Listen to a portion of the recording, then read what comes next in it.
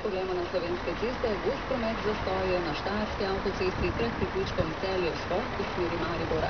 Radar so opazili na Gorenjski avtocesti pred viaduktom Peračica v smeri Ljubljane, v Šentjakobu na Zasavski cesti rdeč Clio čaka na Dobrovico Vrtnarijo, radar pa je tudi v Postojni pri benzinskem servisu. Vozite varno, če opazite še kakšno tečaj, vas brezplačno telefonsko številko.